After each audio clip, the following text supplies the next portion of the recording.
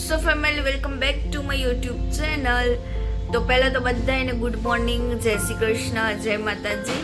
અને મારી તો મોર્નિંગ થઈ ગઈ છે અત્યારે મસ્ત મજાની રેડી થઈને. અને બસ તો આજે નાસ્તામાં શું છે તો ચાલો હું તમને બતાવું, પછી આપણે આપણું રૂટીન કામ શરૂઆત કરશે. નાસ્તામાં છે આજે વઘારેલી સૂકી રોટલી, ફાફડા અને પાપડ, અને સાથે છે મસ્ત મજાની ગરમ ગરમ ચા.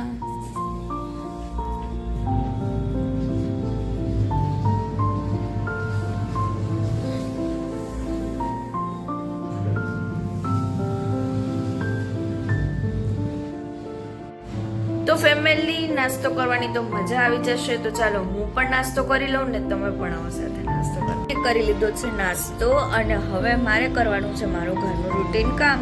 તો ચાલો હું રૂટીન કામ કરી અને પછી તમને પાછી મળું. મારું બધું જ રૂટીન કામ છે તો તે પતી ગયું છે. કન્ટિન્યુ જે કામ છે એ હું રોજ ડેઈલી કરું છું.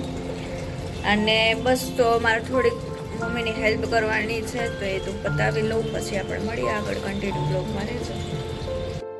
મમ્મીની હેલ્પ કરવા માટે મારે બધું સલાડ, સંભારાની તૈયારી અને બધી શાકની તૈયારી કરવાની હતી. જે બધું કટિંગ કરવાનું હતું તે થઈ ગયું છે કમ્પ્લીટ. તો ફાઇનલી બધું જ કામ મારું થઈ ગયું છે કમ્પ્લીટ. તો થોડીક વાર રીલ્સ જોઈ લેશી એટલે આપણે કંઈક કરશું.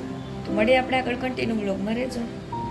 પહેલી વાગવામાં થયા છે 2:30. અત્યારના જમવામાં શું છે તો જે તમને થોડી ઘણી તો ખબર જ હશે.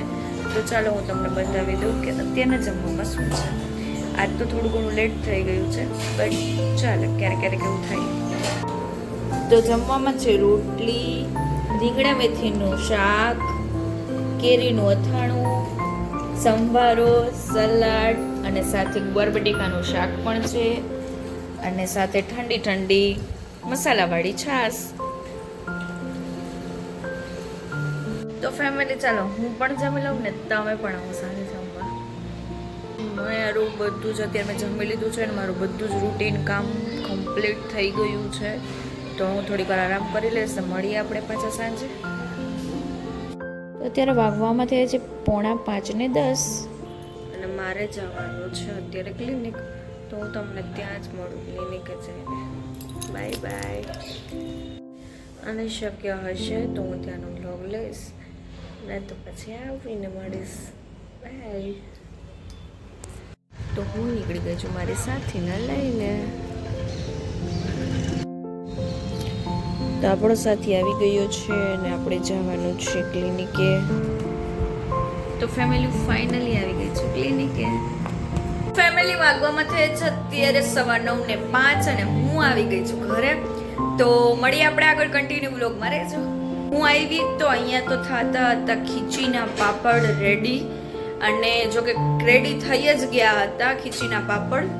અને મેં આની પહેલાં કીધું હતું કે ગુજરાતીઓના ઘરમાં ખીચીના પાપડ ના હોય શિયાળાની ઋતુમાં, એવું તો બને જ નહીં. તો મારા ઘરે ખીચીના પાપડની તૈયારી થઈ ગઈ છે. અને હું હતી ક્લિનિકે ને અહીંયા ખીચીના પાપડ બનતા હતા, એટલે એના માટે હું રેસીપી ના દેખાડી શકી આખી. પણ અત્યારે પાપડ રેડી થઈ ગયા છે તો ચાલો તમને બતાવી દઉં. તો ખીચીના પાપડ મસ્ત મજાના રેડી થઈ ગયા છે.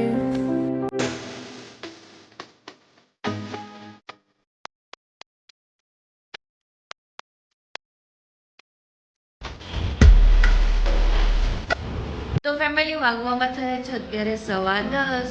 જમવાનું અત્યારના જમવામાં શું છે તો ચાલો તમને બતાવું. તો આજના જમવામાં તો બહુ કંઈ ખાસ નહોતું, પણ મસાલાવાળું દહીં, મસાલાવાળા ટમેટા, ભાખરી, મરચું અને ગાંઠિયા.